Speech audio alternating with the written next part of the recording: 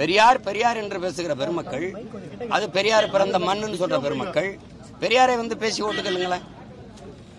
பெரியார் பெண்களுக்கு இப்படி செஞ்சிருக்காரு, பெரியார் தாலி வந்து பெண்களுக்கு அடிமைச்சுன்னா அறுத்துப்பட சொல்லியிருக்காரு, பெரியார் கோயிலுக்கு போய் கும்பிடுறது காட்டுமரணித்தனம் சொல்லியிருக்காரு, பெரியார் கற்பப்பையை அறுத்துப்பட சொல்லியிருக்காரு, பேசுங்களேன். இப்போ ஓட்டு பெரியார சொல்லி வாங்க போறீங்களா, காந்திய படத்தை நீட்டி காந்தியை காட்டி ஓட்டு வாங்க போறீங்களா? சும்மா பெரியார சொல்லிட்டாவே சங்கி, அது பிஜேபி. நாங்கெல்லாம் சங்கி, நீ வேற அங்கி லுங்கியா இல்ல சொங்கியா? சேட் அதெல்லாம் வேற ஆள்கிட்ட வச்சுக்கணும். இந்த பைத்தியங்கள்ட்ட நாடு மக்களும் சிக்கிக்கிட்டோம் நினைச்சு இது பண்ண வேண்டியதுதான். வேற என்ன பண்ண சொல்லுங்க.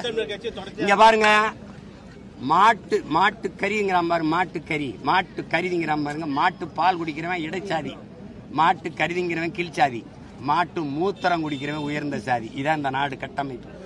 இதை வந்து திட்டமிட்டு இதை ஒரு தடைன்னு கல்லு மட்டும் அது எப்படின்னு ஆகுது. அப்ப டாஸ்மார்க்கில் விற்கிற சரக்குகள் எல்லாம் இதை நான் கேட்கிறேன்ல, புனித நீராது அது வந்து எப்படி, அது கோயில்ல கொடுக்கிற தீர்த்தமா?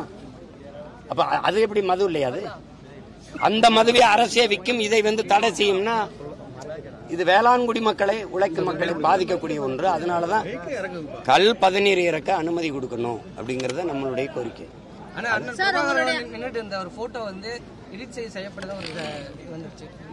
அதை விடுங்க சார். உங்கள் அண்ணன் அவர் கவிஞர் திரு அறிவுமதி அவர்கள் விழுப்புரத்துல ஒரு நிகழ்வுல உங்களை விமர்சிச்சிருக்காரு சார். நீங்கள் தமிழகத்தின் கருணா அப்படின்னு சொல்லி, அதுக்கு உங்களுடைய பதில் என்ன சார்? தமிழகத்துல ஒரு கருணா தான், கருணாநிதி தான். நான் எப்படி கருணாவானே?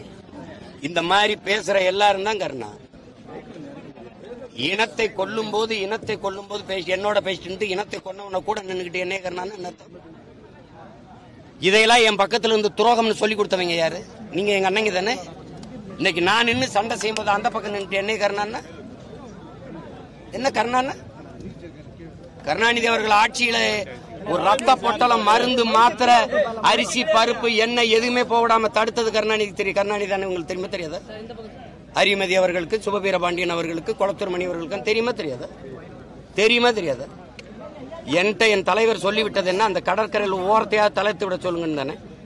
அதை சொல்லுவதற்கு எனக்கு கருணாநிதி நேரம் கொடுக்காம தவிர்த்தாருங்கிறது உங்களுக்கு தெரியுமா தெரியாதா? அப்புறம் திருப்பி என்ன கருணான்னா மதிக்கிறோம்னா அந்த மரியாதையோட அப்படியே போயிருந்தோம்.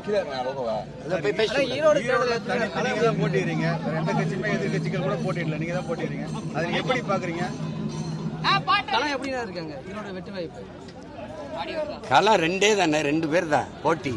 அது களம் எப்படி இருக்குன்னு நீங்க தான் சொல்லணும். களம் எங்களுக்கானதுன்னு தான் நாங்க நினைப்போம். எந்த களத்தையும் எங்களுக்கான களமாக மாற்றுவதான் எங்களுடைய என்ன சொல்றது, எங்களுடைய களப்பணி.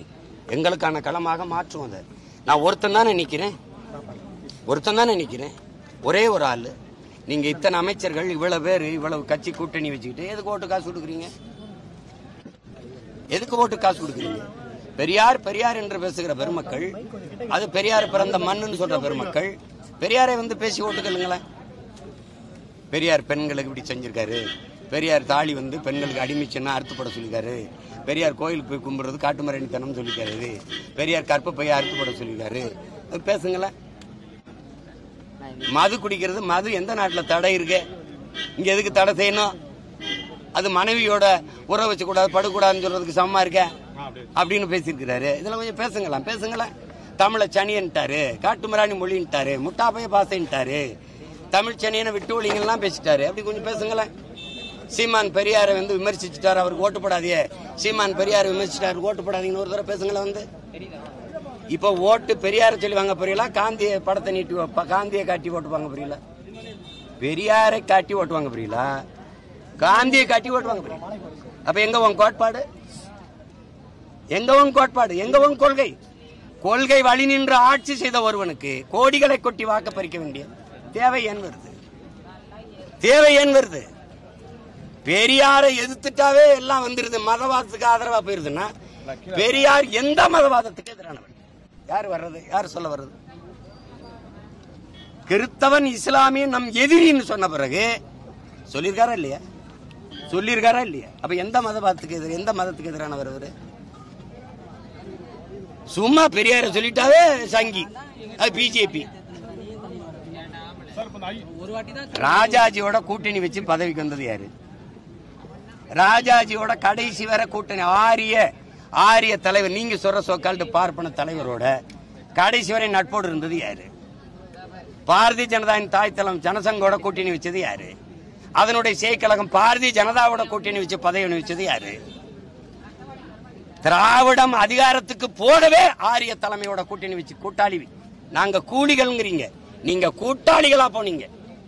இந்த திராவிடம் அரியணையில ஏறுறதுக்கு பீகாரிய பார்ப்பனன் பிரசாந்த் கிஷோர் பாண்டைய கூலிக்கு கூட்டி வந்தது யாரு? சம்பளம் கொடுத்து கூட்டி வந்தது யாரு? நாங்களா? திராவிட திருவாளர்களா?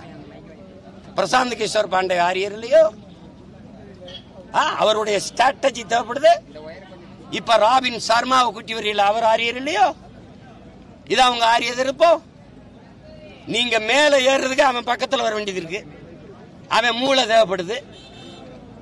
ஆனா அதை நாங்க எடுத்துட்டா நீ சங்கி. யார் சங்கி? நாங்கெல்லாம் சங்கி, நீ வேற அங்கி லுங்கியா இல்ல சொங்கியா?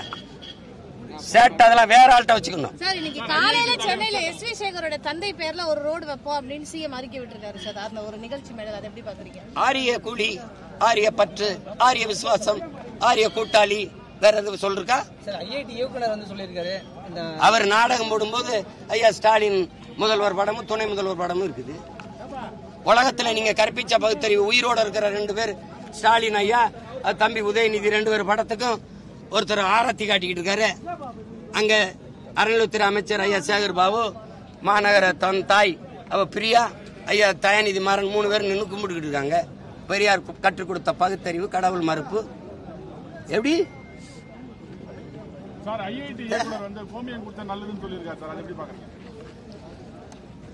அதான் மருத்துவமனைகளுக்கெல்லாம் அதை லிட்டரா கொடுத்து குடிக்க சொல்லணும். ஐயா ஏதாவது இப்படி இந்த பைத்தியங்கள்ட்ட நாடு மக்களும் சிக்கிக்கிட்டோம் நினைச்சு இது பண்ண வேண்டியதுதான். வேற என்ன பண்ண சொல்லுங்க. இங்க பாருங்க, மாட்டு கறிங்கிறான் பாரு, மாட்டு கறிங்கிறான் பாருங்க. மாட்டு பால் குடிக்கிறவன் இடைச்சாதி, மாட்டு கறிங்கிறவன் கீழ்ச்சாதி, மாட்டு மூத்திரம் குடிக்கிறவன் உயர்ந்த சாதி. இதான் இந்த நாடு கட்டமைப்பு.